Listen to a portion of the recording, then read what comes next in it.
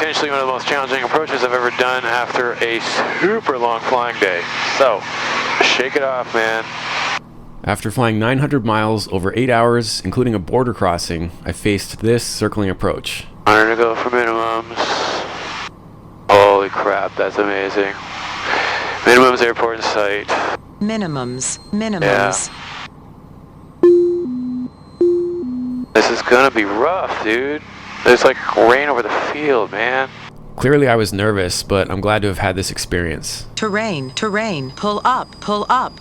Flying a circling approach with minimum ceiling and visibility conditions is one thing, but it would have been nice if the variables of a wet, short, narrow runway and high winds weren't adding to the difficulty level.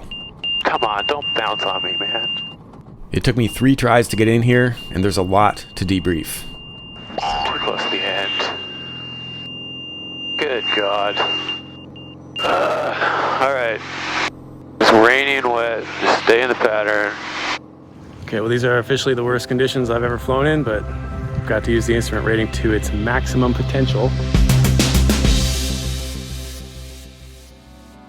This flight comes after a 900-mile cross-country from Salina, Kansas, across the top of the hurricane, to drop my friend off in Midland, and then a quick hop down to Toronto. The Midland stop was to drop off Kelly. He's a 777 captain and also an aerobatic pilot. He joined me down to Kansas for the U.S. National Aerobatic Contest, where he was flying an extra 300L, and I was flying the RB-14. These events are a great excuse for massive cross-countries, and there's one of my score sheets from a generous judge. But after the event was over, it was time to put the airplane back into cross-country mode. On switch off.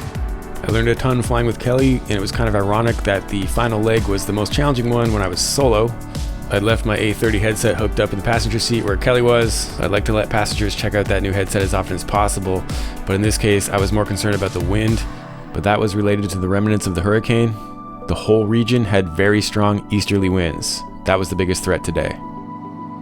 I'm glad I captured this for the debrief, but I have to be honest, initially I wasn't sure I wanted to share this publicly, but after going over it with some mentors, we decided there was a lot of value here and it was worth sharing. We got some pretty strong wind that's probably going to require me to circle to land. First time I've done that in actual conditions, so that'll be nice. I don't expect minimums, but I expect something. The challenge with this place is I can't get weather for it, because they get the Burlington Piers, which is 9 miles away. So it says 040 at 20 for wind, no ceiling. So then Hamilton, CYHM, is fairly close, often gets much lower ceiling. They got 030, 15 gust 20, 15 miles in mist, broken clouds at 700, overcast 1200. That's pretty typical for Hamilton. If it's going to be cloudy, it's going to be worse there. And I got Kitchener, CYKF, enter. Currently 090 at 12, visibility 9, overcast 1700. So if Burlington is closer to the Kitchener conditions, that would be nice, but it's not a guarantee. I'm really trying to avoid facing a crosswind today because it's raining and my tires are not in the best of shape. These are 200 hours old. I rotated them 50 hours ago, but they're pretty bald. I'm about to be in the clouds for the rest of this flight. So I want to avoid side loads and I'm not expecting good braking action in the rain. And in terms of getting the weather, I'm using SiriusXM Aviation. I've got an onboard receiver. The situational awareness I've got with this is amazing. And this is the remnants of hurricane, whatever it's called, that we just flew past all the way from Kansas. Way out there. Charlie, Golf Alpha, Toronto 119.3. Over to Toronto 119.3, Foxtrot Charlie Golf Alpha. 1193. Transfer.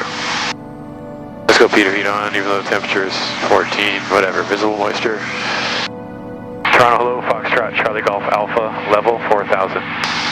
Foxtrot Charlie Golf Alpha, Toronto Center, today identifying continue present heading after Balmo, vectors for the RNAV 32, Toronto altimeter 2990. 2990, and I'll continue present heading after Balmo for the vectors for the RNAV 32 Foxtrot Charlie Golf Alpha. Roger.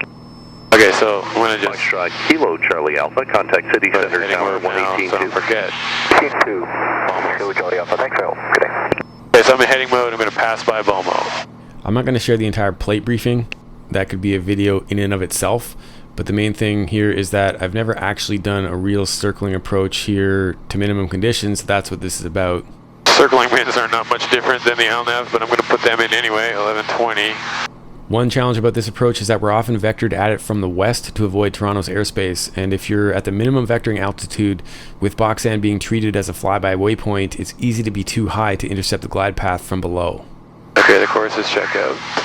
321, 1590 at Victo. Safe altitude within 100 miles is 4,900, and safe altitude within 25 is 31. So I'm currently safe being vectored. What a bunch of garbage weather just around Toronto. Don't really need that now. Yeah, I'm gonna pass Balmo. I'm gonna stay in present heading and heading mode. Yeah, just gonna flip probably. GPS still thinks I'm going to Balmo. No. Not switched, okay. Yep, that's fine. Present heading. And 5 Shot Charlie Golf Alpha, descend to maintain 3000. You should be under the layer there once you're level. Okay, gonna descend to 3000, currently IMC. So I'm just bugging 3000, then I'm going to select vertical speed mode and roll the wheel to select about 500 feet per minute down. 200 descending to 3000. Yeah. This is what IFR is for. Good news is I can fly a VFR pattern in this. I will be able to circle to land without too much trouble. The mistake there is judging the conditions before I get to where I'm actually going, because it is definitely worse right around Burlington. Foxtrot Charlie Golf Alpha, turn left heading 150. Left 150, Foxtrot Charlie Golf Alpha.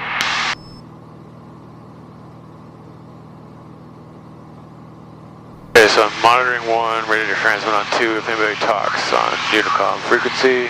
My SOP is to use COM 2 for monitoring only, so I don't typically have that mic selected. And Charlie Golf Alpha, surface wind at Toronto 09 10 gust 15 knots. How are your flight conditions there at 3000?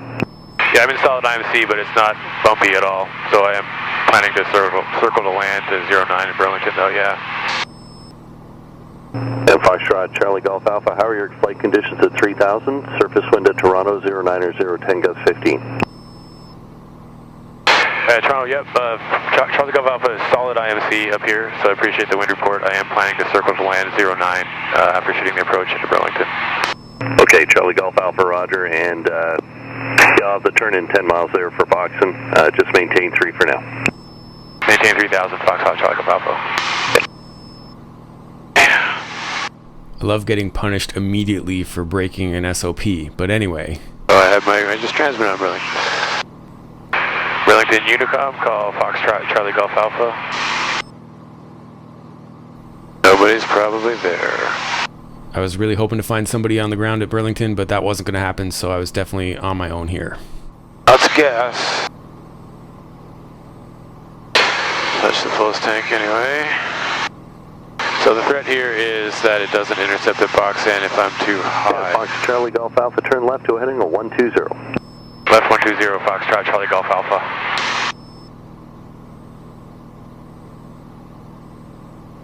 So the threat here is I don't get in if that rain shower, that is a current blob, makes its way to Burlington. That's not ideal. And Foxtrot Charlie Golf Alpha, I just want to confirm you've got the 888 number to call once you're down and clear to cancel IFR in your flight plan. Yeah, let's get that again for Charlie Golf Alpha. Yeah, Charlie Golf Alpha, no problem. It's 1-888-217-1241. 888-217-1241. Charlie Golf Alpha. Charlie Golf Alpha, that's correct. When able, turn left direct Boxon, cleared Burlington Air Park, RNAV 32 approach. I checked circling 09. Okay, direct Boxan, and then I'm clear at the RNAV 32 approach, Burlington, and yeah, I'll be circling for 09, Foxtrot Charlie Golf Alpha. Roger. To talk through what I'm doing, I'm selecting Boxan, direct to, activate, and then I'm going to switch the autopilot into approach mode now that I'm cleared for the approach. And now I'm just verifying that everything is what I think it is.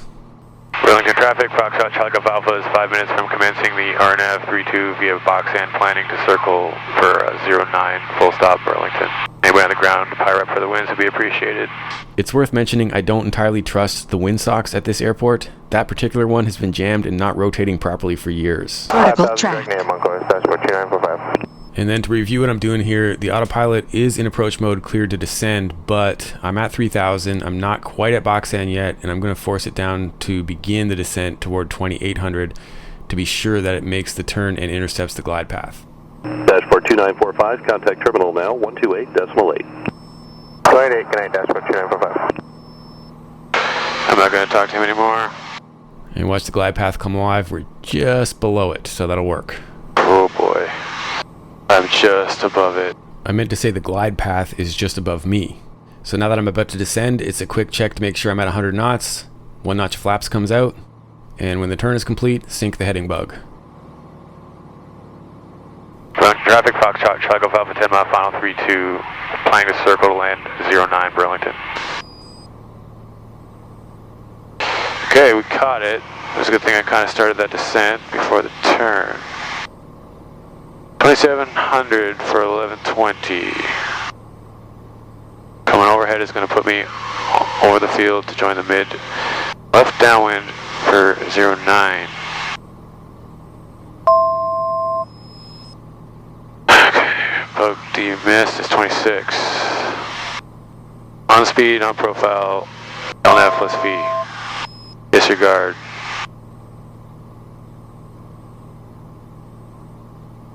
So I'm looking for 1590 at Victo in 2.2 miles.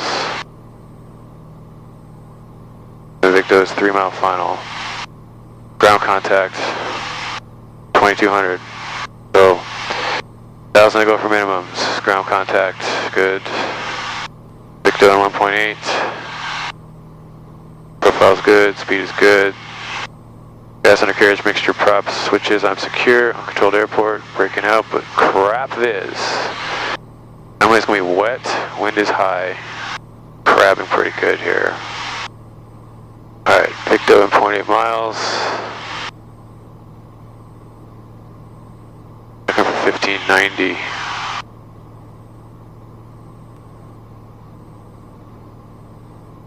Does this thing have windshield wipers? This is gonna be tough, man. 300 to go for minimums. Gross. I see the farm. That's about a half-mile final for 3-2, so it's nice to be familiar with the area. 100 to go for minimums. Holy crap, that's amazing. Minimums airport in sight. Minimums. Yeah. Okay, 1 notch selected. This is gonna be rough, dude. There's like rain over the field, man. But I need to hold myself down here for 09. There's crap all over the place. Burlington traffic, Charlie Golf Alpha is coming up over the field, gonna be joining the mid. Left downwind 09, circling to land. Full stop Burlington. I'm not going to be able to go very far. These are the relevant regulations in Canada regarding circling approaches. I imagine it's similar for most ICAO countries. You now want to get in the soup again, over there. Of course, if I did lose sight of the airport at any time, I'd have to execute the missed approach for the RNAV 32. But if I can stay visual and keep myself in the protected area, I can try more than once, is my understanding based on this verbiage. Regardless, upon reaching the missed approach waypoint, the GTN is primed and ready to execute the procedure should I choose to unsuspend it, and the autopilot drops from approach to nav mode. Yeah, well, stay with me, girlfriend. And it's standing by for when I want to use it. If I get myself back aligned with the departure path for runway 32, I could get back on nav and fly the missed approach as published. Turning the low downwind here, it was very clear I had a strong tailwind. This is the threat that Kelly warned me about. Caution, terrain. Don't get it. Hold up. One of the advantages of flying with Kelly was that I knew this was a likely scenario I'd find myself in at the end of the day, so we pre-briefed all the threats. That said, we had been talking about strong crosswinds all day, so in this scenario, I kept it at 1 notch of flaps, which was a mistake here because I am approaching a super short runway and now I am in a headwind, so this isn't going to work. Combined with how bumpy this runway is, it's super wet and my tires are basically bald. If I'm not super slow and touch down right away and get it slowed down, I am not going to be able to stop. There's also a launch pad here coming up at the intersection with the other runway crosses, and if you're not really slow by the time you get there, you're getting launched again.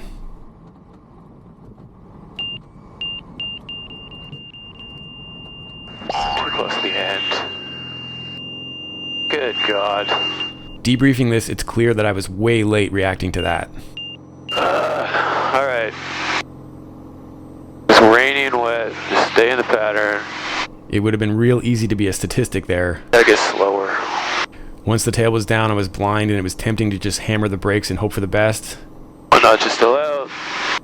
But thankfully I snapped out of it because that was not going to work. I was definitely going to go off the end. Just keep it in sight. That first one was also unnecessarily tight. It was starting to become clear that I could afford to get a little further away to get more stable. I knew I was protected within the visual maneuvering area. The circling MDA provides a minimum of 300 feet above all obstacles. Terrain ahead. Pull Yeah, up. I know it's rain ahead, girl. Terrain. Pull up. Thank you. Regardless, flying patterns at less than 500 AGL is no joke. Square it off. Slow it down on final. After all the recent aerobatics, my hand flying was fairly sharp and I was aware that I was overshooting this turn to final, so I just kept it coordinated and brought it back gently while not making that mistake of trying to force it by kicking inside rudder, which skids you into the classic spin entry. Go off flaps. All that said, I'm still a little too fast here and I'm going to touch early. And again, this runway is not super smooth, so if it's not a great landing, it's a terrible one. Come on, don't bounce on me, man. For this runway, I need to be down and safe by that intersection. No, we're going again. I was kind of in denial on the previous one when I blew through it. One not selected. I'm so tired. I was definitely spent, but I wasn't ready to give up just yet. Right, traffic, Chalgavalva is gonna give her a shot again. 09 full stop, Burlington. I knew I had more space to go a little bit looser, slow things down, and get more stable, and I was going to give it one more shot before calling it. This is so close to barely doable. On this one, I tried to be more conscious of estimating the spacing. I knew I had 1.3 miles protected, and I was well within that. Upon further analysis, even on this one being my widest, I was still turning a half-mile final. I'll widen it out so I can make this turn.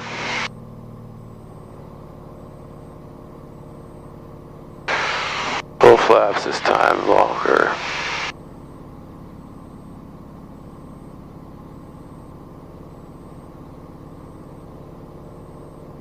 Terrain ahead. Yeah, I know.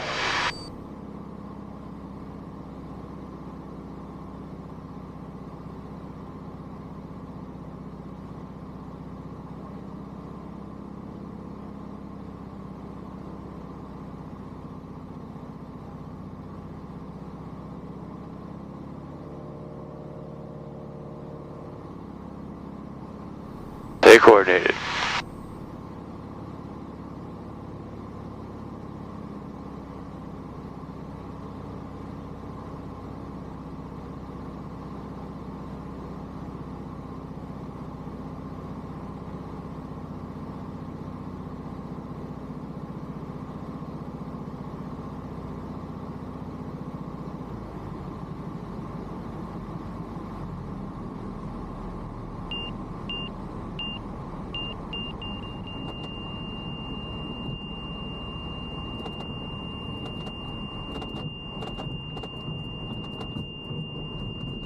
Oh my God.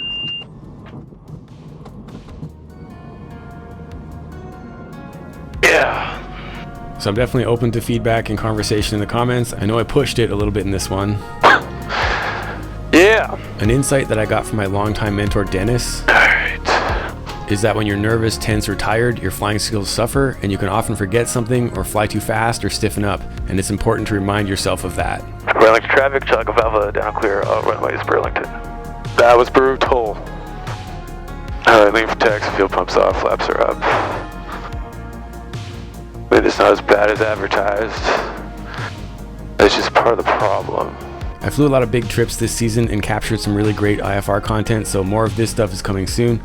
And I'll be sharing more episodes covering aerobatic flying. I think that's something that more pilots need exposure to. Even if you can't get regular access, at least some will make your hand flying safer. No doubt that helped me on this one.